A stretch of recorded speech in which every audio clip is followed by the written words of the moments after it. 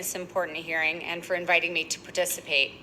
My name is Gregg Renfrew, and I am the founder and CEO of Beauty Counter, a company with a mission to get safer products into the hands of everyone.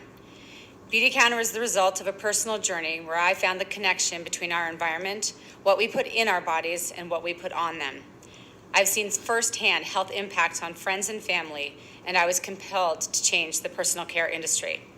In addressing the need for clean beauty laws, the business opportunity also became apparent. The clean beauty industry continues its impressive growth, on track to reach a value of nearly $22 billion by the year 2024. But one company, even with the combined efforts of others, cannot fix this problem alone. And so in that spirit, today I will focus my testimony on what I believe is critical to creating cosmetic safety laws that protect consumers while simultaneously advancing the beauty industry. First, we need a health protective safety standard.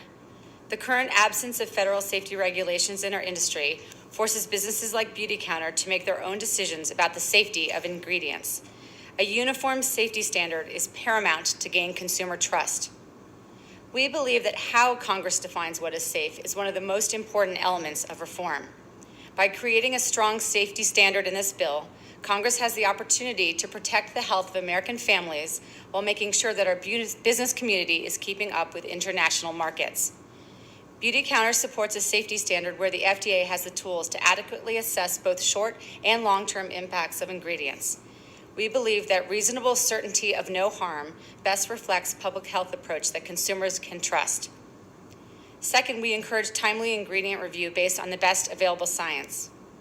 We support legislation that reviews as many ingredients as possible each year.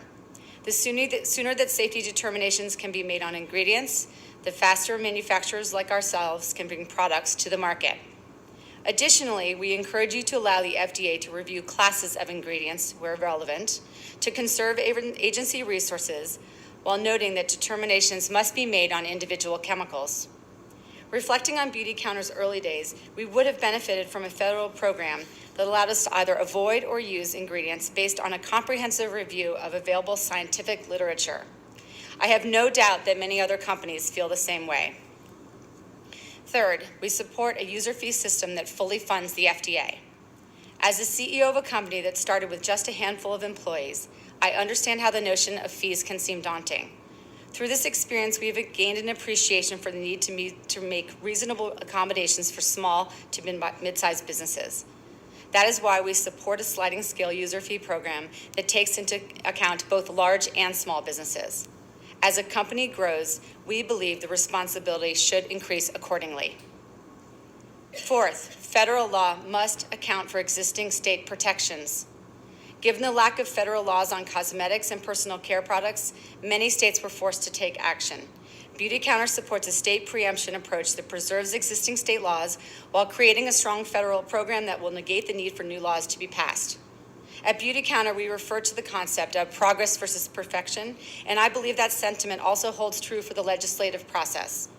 We are encouraged by the key elements reflected in proposals before the committee, including setting mandatory good manufacturing practices, granting the FDA the ability to recall harmful products, increasing ingredient transparency, and requiring the disclosure of fragrance allergens. I believe that this committee can and must come together to pass bipartisan legislation as you've done many times before. But I am not asking you to do this alone. I, on behalf of Beauty Counter, our advocates, and our clean beauty movement, commit to mobilizing our community of millions to support this important public health issue. In closing today, I am asking you to act. Act to protect the mother trying to find safer products for herself and her family. Act to empower companies large and small across America. Act to meet the consumer demand for greater transparency.